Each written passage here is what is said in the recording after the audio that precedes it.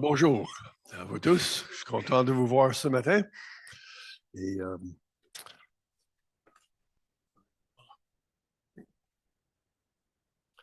voilà. Donc, ce matin, nous continuons la série sur le combat spirituel que Hervé a commencé dimanche passé et Daniel va continuer dimanche prochain. Le combat spirituel. Et dans le message que Hervé a présenté dimanche passé, dans le contexte de la prière pour le combat spirituel, il dit que c'est le combat spirituel et la réalité de l'opposition invisible au plan de Dieu dans la vie du croyant. Donc, c'est une bataille, une lutte, un conflit, opposition invisible parce que c'est spirituel au plan de Dieu. Et ce matin, nous allons voir que Dieu nous donne ce qu'on appelle les armes spirituelles pour vivre comme disciples de Jésus dans un monde qui est sous l'influence de Satan. Et la victoire nous est assurée. Il ne faut jamais oublier ça. La victoire est en Jésus, qui est la victoire de tout. Mais nous sommes appelés à prendre ces armes pour pouvoir tenir ferme contre les ruses du diable qui s'opposent à l'œuvre de Dieu dans ce monde et dans nos vies personnelles. Jésus aborde ça un petit peu dans l'Évangile de Jean, chapitre 17, versets 15 et 16.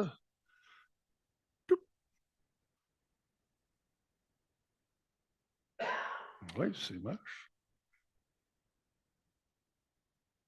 Le côté technique. Mais je vais le lire pendant qu'il règle ça en arrière. Voilà. OK. Jean 17. Jésus, dans sa prière, juste avant sa mort, Jésus a fait une prière dans la chambre haute avec les disciples. Et savez-vous que Jésus a prié pour vous? C'est quelque chose, hein? Dans sa prière, il priait beaucoup de choses et dans une partie de sa prière, il dit, je prie pour ceux qui vont croire dans l'avenir. Ça veut dire vous et moi. Incroyable. Il a dit ceci, je ne demande pas de les retirer du monde. Et ça serait bon, hein? On fait notre foi en Jésus-Christ et pouf, on n'est plus là, on est au ciel. Hein? Ça serait bon, hein? Mais non, on reste, on continue. Jésus n'a pas prié qu'on soit retiré du monde, mais de les préserver du diable. Ils n'appartiennent pas au monde, comme moi-même, je ne lui appartiens pas. Comme on dit, on est dans le monde, mais pas de ce monde. Pourquoi? Parce qu'il y a un monde spirituel. Et comment donc vivre comme disciples de Jésus dans ce monde, dans notre monde d'aujourd'hui? Comment tenir ferme contre les efforts de l'adversaire, Satan, qui essaie de nous détourner du Seigneur? Comment demeurer et rester fidèles de notre foi? Alors voilà des questions qui sont posées par des chrétiens, pas seulement aujourd'hui, mais des chrétiens depuis tout le temps et dans tous les contextes. Et c'est une question que l'apôtre Paul et d'autres auteurs de la Bible ont abordée aussi, qu'on trouve dans la parole de Dieu. Donc ce matin, nous allons voir un texte dans le livre de la lettre de Paul aux Éphésiens. Voilà. Et le sujet, le titre de mon message, c'est Tenir ferme. Et le texte ce matin, c'est Éphésiens chapitre 6, sur les versets 10 à 18. Et les paroles sont ici sur l'écran. Donc, écoutons la parole du Seigneur. Pour conclure, puisez votre force dans le Seigneur et dans sa grande puissance. Revêtez-vous de l'armure de Dieu afin de pouvoir tenir ferme contre toutes les ruses du diable. Car nous n'avons pas à lutter contre les êtres de chair et de sang, mais contre les puissances, les autorités et les pouvoirs de ce monde de ténèbres, et contre les esprits du mal dans le monde céleste. C'est pourquoi, endossez l'armure que Dieu donne afin de pouvoir résister aux mauvais jours et tenir jusqu'au bout après avoir tout fait, après avoir fait tout ce qui était possible. Tenez donc ferme, Ayez autour de la taille la vérité pour ceinture. Revêtez-vous de la droiture en guise de cuirasse. Ayez pour chaussure à vos pieds la disponibilité à servir l'Évangile de la paix. En toutes circonstances, saisissez-vous de la foi comme un bouclier avec lequel vous pourrez éteindre toutes les flèches enflammées du diable. Prenez le salut pour casque et l'épée de l'Esprit, c'est-à-dire la parole de Dieu. En toutes circonstances, faites toutes sortes de prières et de requêtes sous la conduite de l'Esprit. Faites-le avec vigilance et constance et intercédez pour tous les membres du peuple saint. Amen.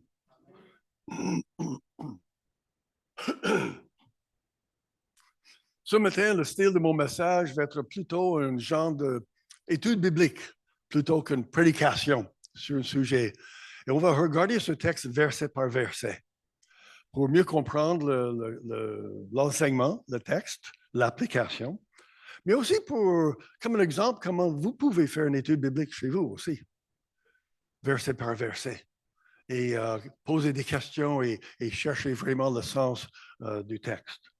Mais avant de regarder le texte, il faut comprendre, comme on dit, le contexte. Paul, l'auteur, est en prison. Il écrivait sa lettre aux Éphésiens.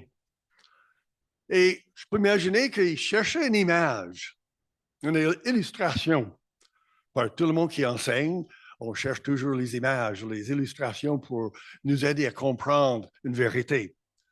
Il cherchait quelque chose pour visualiser cette réalité du monde spirituel et aider les gens à comprendre tout ce que Dieu leur donne pour vivre comme un disciple de Jésus dans un monde influencé par l'ennemi, Satan.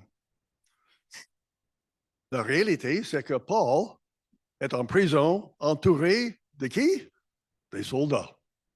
Et même dans son contexte où il demeurait, c'est l'armée romaine qui était partout. Les soldats étaient partout parce que les Romains avaient pris contrôle du pays. Donc, chaque fois qu'ils sortaient de la maison, ils voyaient un soldat romain partout. Donc, c'était une image, quelque chose de visible et courant pour les gens. Donc, il prend l'exemple de l'armure d'un soldat pour communiquer cette vérité spirituelle. Voilà. Donc, voilà. Et donc, ce qu'on dit ici au verset 10, on va regarder, comme je dis, verset par verset. Et chapitre 6, le verset 10.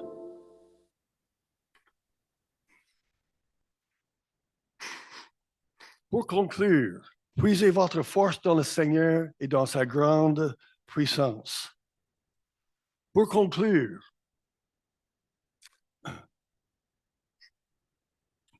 excusez, il y a des traductions qui disent enfin. Et ça, c'est une chose, quand on fait une étude biblique, on peut regarder d'autres traductions pour avoir une meilleure compréhension des nuances et le sens du mot. Mais enfin, conclure, c'est la conclusion de sa lettre. Les derniers conseils que Paul voulait donner aux gens. La lettre aux Éphésiens commence avec les enseignements fondamentaux sur la personne de Jésus. Chapitre 1, 2 et 3. Qui est Jésus? En tant que personne, qu'est-ce qu'il a accompli? Donc, le fondement de notre foi. Et les chapitres suivants, 4, 5 et une partie du chapitre 6, sont des enseignements sur la vie chrétienne, comment vivre comme disciple. Famille, mariage, travail, société, dans l'Église, des conseils très, très pratiques. Et maintenant, à la fin, il dit, enfin, pour conclure, si vous êtes un parent, ou même si vous n'êtes pas un parent, vous comprenez bien ce qui arrive. Les parents sortent pour une soirée, n'est-ce pas? Et ils ont un gardien, où les enfants sont plus grands. Ils laissent les enfants. Et qu'est-ce qu'ils font avant de partir? Ils donnent des conseils. Fais pas ça, il faut coucher une telle heure, il faut pas passer.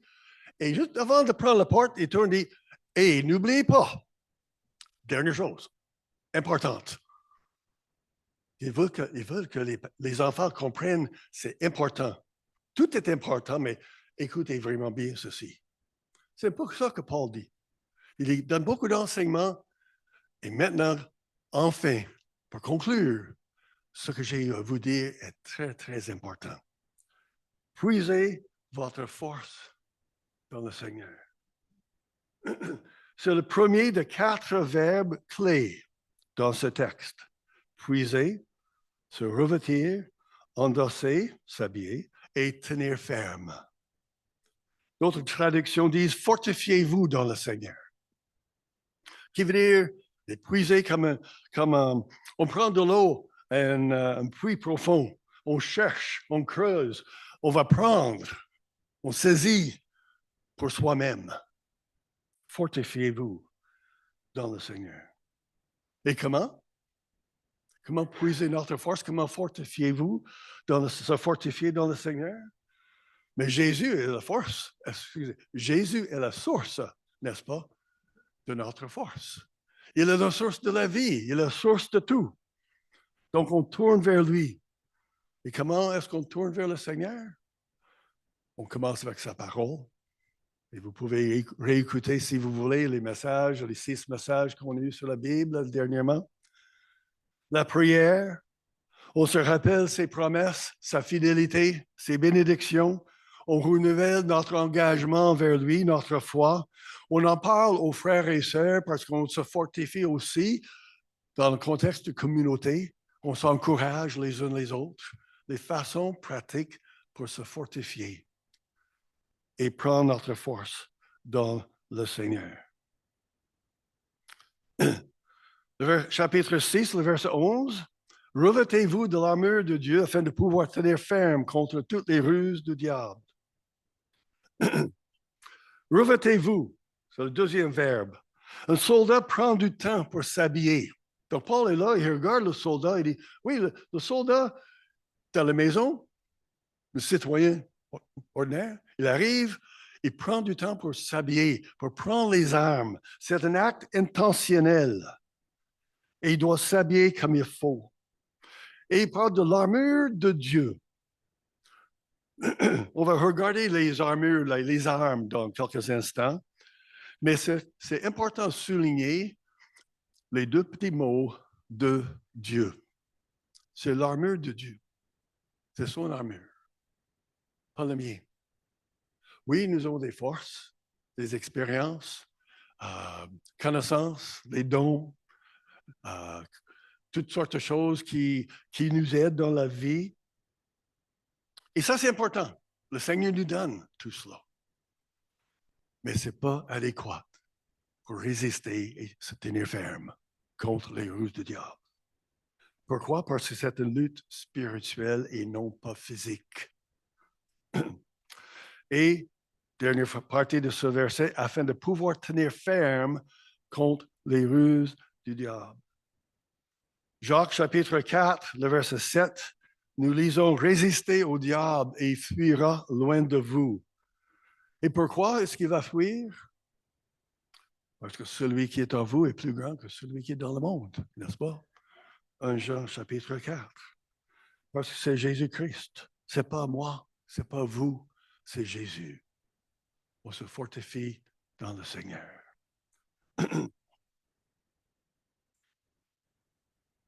Et le verset 12, ce texte que souvent cité, car nous n'avons pas lutté contre des êtres de chair et de sang, mais contre les puissances, contre les autorités, contre les pouvoirs de ce monde des ténèbres et contre les esprits du mal dans le monde céleste.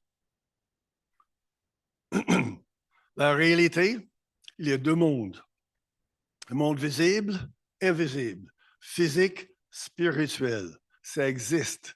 Et même ceux qui ne sont pas croyants, qui sont athées ou ne croient pas en Dieu, acceptent la réalité et cherchent même des événements dans le monde spirituel. Regarde les annonces pour les activités, des séances, des conférences sur la spiritualité. Le monde spirituel existe. Et dans le monde spirituel, nous avons Dieu, les anges, le royaume des cieux. Et nous avons aussi Satan, les mauvais esprits. le royaume des ténèbres. Et la parole de Dieu parle beaucoup de ce monde spirituel. Il parle beaucoup de Satan, les mauvais esprits, à partir de le 3e chapitre de Genèse. Adam et Ève, dans le jardin, qui ont écouté la voix de Satan et ont cédé. Donc, en commençant avec l'histoire dans le jardin jusqu'au dernier chapitre de la Bible en Apocalypse, où on voit que Jésus a la victoire complète sur Satan et l'ennemi. La Bible en parle. C'est une réalité. Il y a une belle histoire dans l'Ancien Testament, vous le connaissez, je vais lui donner le contexte, qui décrit cette réalité. Élisée est un prophète. Élisée, un prophète, c'est un prédicateur. Un prophète qui a le ministère d'annoncer, proclamer la parole de Dieu au peuple. Et aussi, Dieu lui donne le don de prédire et de comprendre des choses qui se passent dans l'avenir ailleurs. Alors, il est très, très bien reconnu dans le pays. Et à ce temps-là, Israël et les Syriens sont en guerre, en conflit. Et Élisée, par Dieu, l'Esprit, c'est ce que le roi syrien va faire quand il veut attaquer Israël. Et il avise le roi Israël qui se prépare contre l'attaque des Syriens. Mais le roi syrien, lui, est pas mal découragé et même fâché parce qu'il réalise que Élisée est au courant de ce qu'il va faire avant qu'il le fasse. Donc, le roi syrien dit, pour attaquer Israël, je dois éliminer Élisée. C'est lui le problème. Donc, il envoie son armée, et ils ont les villes à ce temps-là, comme la ville de Québec, a lancé un mur autour. Hein. Et l'armée syrienne a entouré la ville où se trouvait Élisée. Et le serviteur d'Élisée se lève le matin, il regarde à travers le mur et voit l'armée syrienne. Et il panique.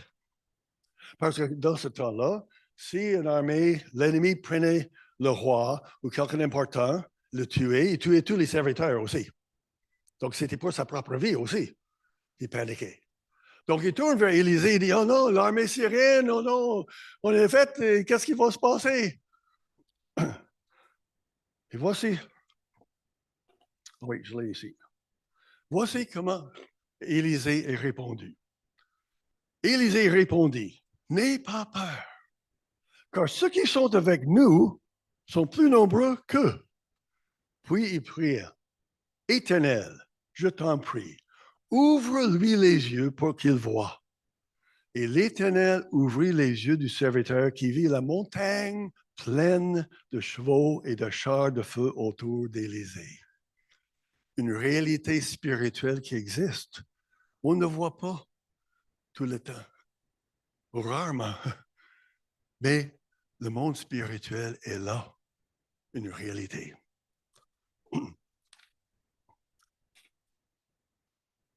On passe au verset 13 du chapitre 3.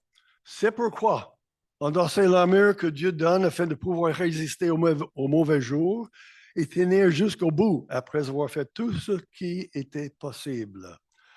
C'est pourquoi.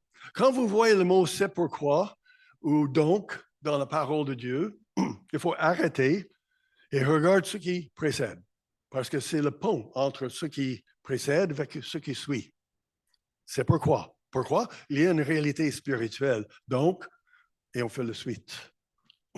Étant donné qu'il y a une réalité spirituelle, prenez l'armure que Dieu donne. Troisième verbe important, endosser, prendre, saisir, comme on a déjà abordé le verset 11. Ils reviennent plusieurs fois sur les mêmes termes dans ces quelques mêmes thèmes dans ces versets. Que Dieu donne, encore une deuxième fois, sont les armes fournies par Dieu, pas par nous, mises à notre disposition. 2 Pierre, vous pouvez regarder ça, prenez ça en note. 2 Pierre, chapitre 1, le verset 3, nous dit Et dans le premier chapitre de Pierre, il dit, tout ce que Dieu donne, tout ce qu'il faut pour vivre comme disciples de Jésus. Dieu donne tout ce qu'il faut pour que nous puissions vivre comme croyants. Dieu ne dit pas, hey, vas-y, vive comme un bon chrétien et on se verra au ciel. Non, Dieu donne tout ce qu'il faut. Quelle belle promesse. Et une phrase très importante, pour pouvoir tenir debout, après avoir fait tout ce qui était possible. Notre traduction dit, après avoir tout surmonté. Il y a une tentation, des moments de découragement, des épreuves, et on réussit. On est victorieux. On ne tombe pas. On garde la foi. On est, gloire à Dieu. Merci. Amen. Puis après, est-ce qu'on continue aussi de vivre cette victoire? Parce que c'est important de résister durant la tentation, durant l'épreuve, la difficulté, de pouvoir tenir ferme. Mais c'est aussi important de continuer après. Parce que souvent, c'est là où on est tenté à baisser les bras. Et le verset 14, tenez donc ferme. Et autour de la taille, la vérité pour ceinture, revêtez-vous de la droiture en guise de cuirasse. Tenez donc ferme, encore quatrième verbe, quatrième fois, tenir. Donc maintenant, on a ce qu'on appelle les armes. Il y en a 6 qui sont nommées. Et la vérité pour ceinture. La vérité, c'est la ceinture, c'est pas juste une petite ceinture qu'on a aujourd'hui. Leur ceinture était très, très large. Et le soldat mettait ses vêtements, il mettait cette ceinture autour, et très large et fort, parce que ça tenait tous les vêtements en place. Et comme ça, il pouvait sortir, il pouvait courir, faire n'importe quoi. Il savait que tout allait rester bien à place. La vérité. Paul dit, ça c'est comme la vérité. Jésus est la source de la vérité. Mais on doit être entouré de sa vérité. Et vivre sa vérité, en parole et en action. La vérité pour ceinture. Et donc, quand l'adversaire, Satan, l'ennemi de Dieu, nous autres, fait des efforts pour nous tenter, pour nous décourager, nous faire baisser les bras et de ne plus continuer, nous nous rappelons notre vie en Jésus, qui est le chemin, la vérité et la vie. La ceinture pour, la vérité pour ceinture.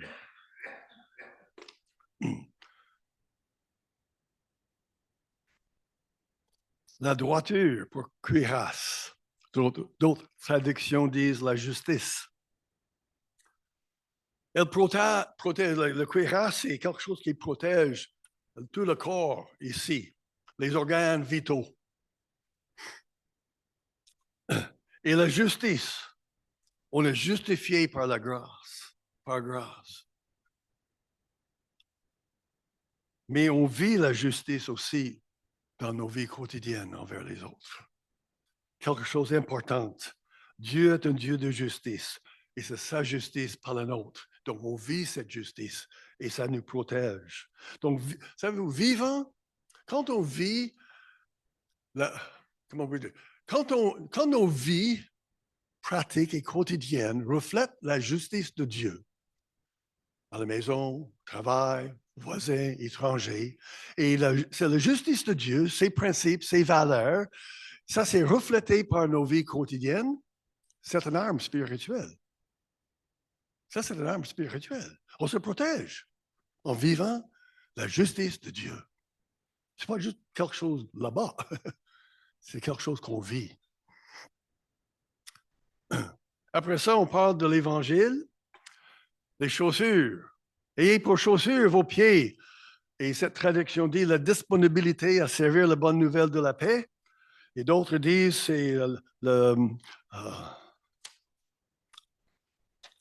Le zèle que donne l'évangile de paix.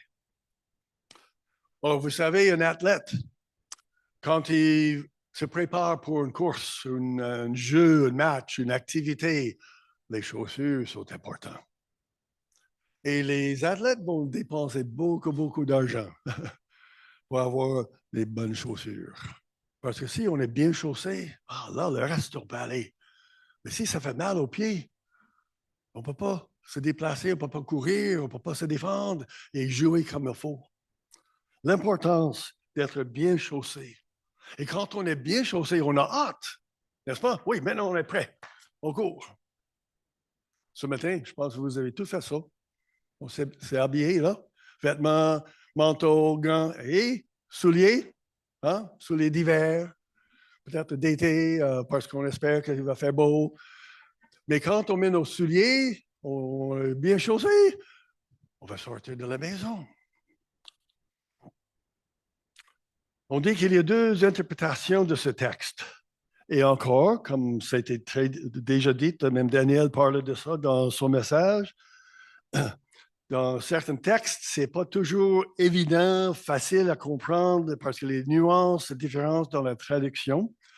Donc, deux façons d'interpréter ce texte, que l'Évangile est le fondement solide sur lequel les chrétiens doivent s'appuyer. C'est l'Évangile.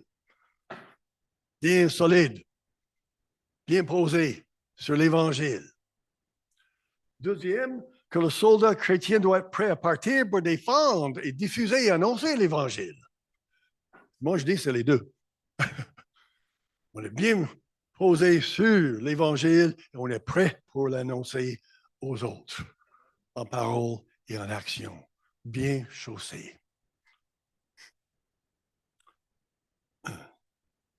Excusez, c'est la saison où ça coule, là. Même les érables. Bon. Si notre vie est fondée sur la vérité de l'Évangile, sommes-nous aussi prêts à partager cette bonne nouvelle aux autres?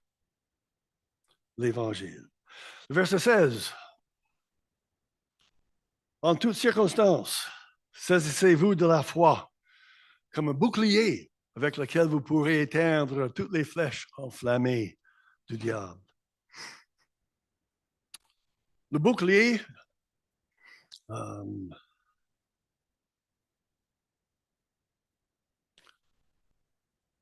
voilà, on va venir là. Voilà, le bouclier, ici dans cette image, c'est rond, mais d'autres, le bouclier est encore plus grand, qui couvrait presque le corps au complet. Le soldat se protégeait derrière ça complètement.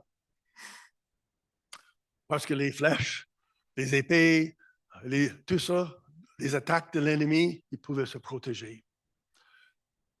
Aujourd'hui, qu'est-ce qu'on voit quand il y a une émeute ou une protestation, démonstration qui risque de devenir violent? Qu'est-ce qu'on voit aux nouvelles? Les polices sont là, hein? Ils ont tous les boucliers en plastique, métal, et ça forme un genre de mur. Et ils sont tous protégés derrière cela. Et malheureusement, des fois, les autres, ils lancent plein de choses. Et...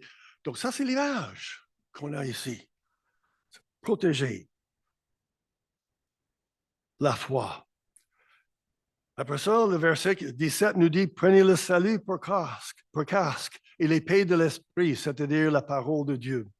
Donc, le casque, Paul dit, mais c'est comme le salut. On a cette assurance. On met ça par-dessus. Quand on fait du vélo, on joue des sports, on met un casque.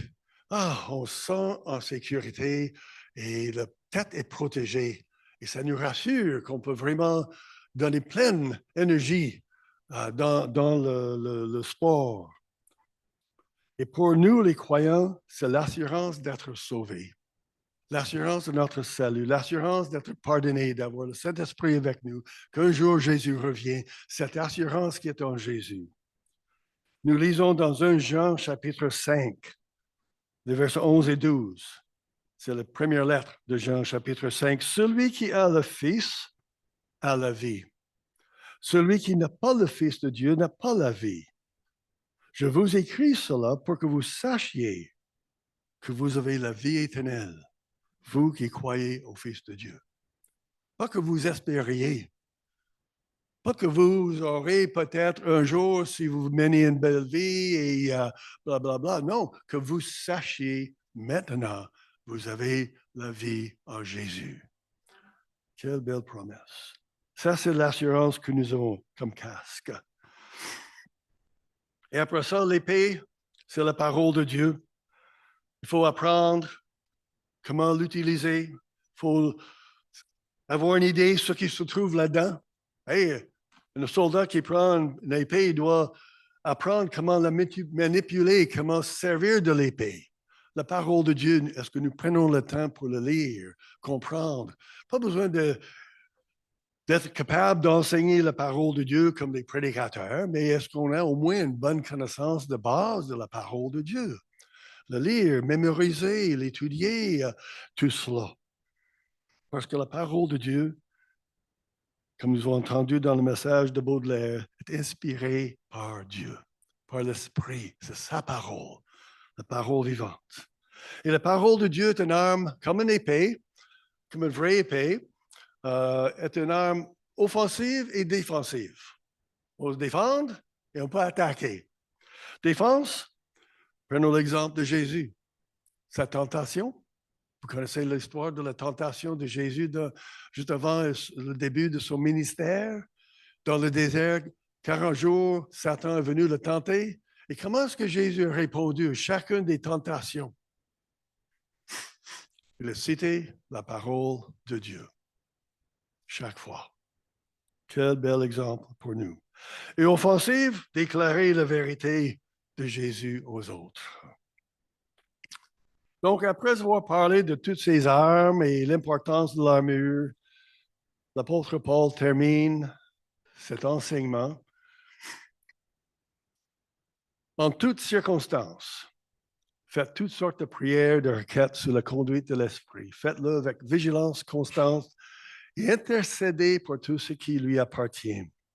La prière. Entourez tout cela par la prière. Et Hervé, comme je vous ai dit, a donné un beau message sur ce sujet dimanche passé. C'est quoi la prière? Comment prier? En tout temps, pour toutes choses.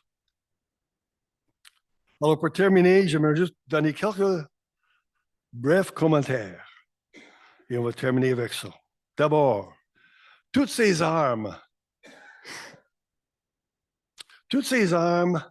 spirituelles qu'on dit, trouvent leur source en Jésus. La vérité, la justice, droiture, l'Évangile, la foi, le salut, la parole, tout est en Jésus. C'est lui la source. L'armure d'un soldat, c'est l'équipement normal pour tout soldat. Rien de spécial. Spécial pour les autres. Mais pour le soldat, c'est normal. Bouclier, casque, épée, ça c'est normal. Et pour nous, en tant que croyants, nous avons les ressources normales pour vivre comme disciples de Jésus. Toutes les armes pour tous les chrétiens en tout temps. L'exhortation ici, dans ce texte et ailleurs, c'est de tenir ferme et non pas vaincre. Comprenez-vous la différence? On tient ferme. Ça veut dire on ne bouge pas. Vaincre veut dire on va attaquer, on va prendre position. Ce n'est pas nous vaincre Satan. Il est déjà vaincu par Jésus. Notre responsabilité, tenir ferme. Ce n'est pas à nous de remporter les victoires. Nous prenons les armes pour tenir ferme, pour résister. Attention, ne pas tomber dans ce piège de penser que tout ce qui vous arrive dans la vie est une attaque de Satan. Des fois, j'entends les gens dire ça. On l'entend très couramment, malheureusement. Ah, c'était une attaque de Satan. J'ai eu une attaque de ça. Je suis tombé malade, un problème, finance, quelque chose d'attaque de Satan. Satan est partout? Non. Des choses normales qui arrivent, des problèmes dans la vie. Juste parce qu'on vit dans un monde normal. Des fois, c'est ma faute, la faute des autres. Et aussi, des fois, il y a opposition. Mais n'oubliez pas que Satan est limité. Il n'est pas omniscient. Il ne connaît pas tout. Il n'est pas omnipotent. Il n'a pas toutes les forces. Et il n'est pas partout non plus. Et je dirais qu'il y a des choses beaucoup plus importantes que vous et moi dans ce monde. Donc, il ne faut pas minimiser. La réalité est là. Mais il ne faut pas voir Satan partout. Son pouvoir est très limité. Et il se résume mentir et tenter. Ou si vous voulez séduire, semer le doute. Ce qu'il a fait avec Adam et Ève. Est-ce que Dieu a réellement dit?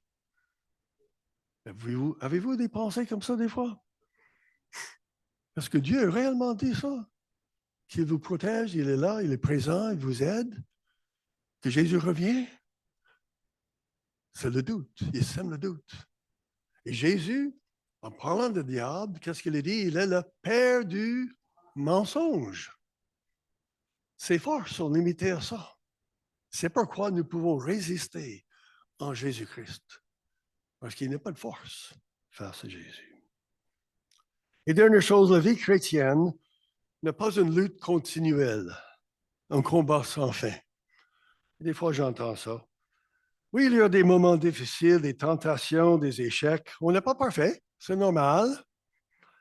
Mais la vie chrétienne normale, et je souligne le mot normal, est une vie de joie, de paix, le fruit de l'esprit, la réjouissance, la croissance, grandir dans notre connaissance, se réjouir des bénédictions du Seigneur. Oui, il y a des oppositions, des problèmes, des moments difficiles, mais ce n'est pas ça la vie normale à laquelle Jésus nous appelle. Donc, pensez pas que, oh, la vie chrétienne, c'est dur, c'est le combat. Non, levons nos têtes. Prenons les sources, les ressources qui sont disponibles pour nous, pour vivre. Comme disciples de Jésus, nous vivons nos vies comme tout le monde, mais avec une grande différence. Nous reconnaissons la source première des conflits, des problèmes personnels et même dans ce monde. Regardez aux nouvelles. Nous savons pourquoi il y a tant de crises, de guerres, de problèmes, de maladies. Nous savons d'où ça vient.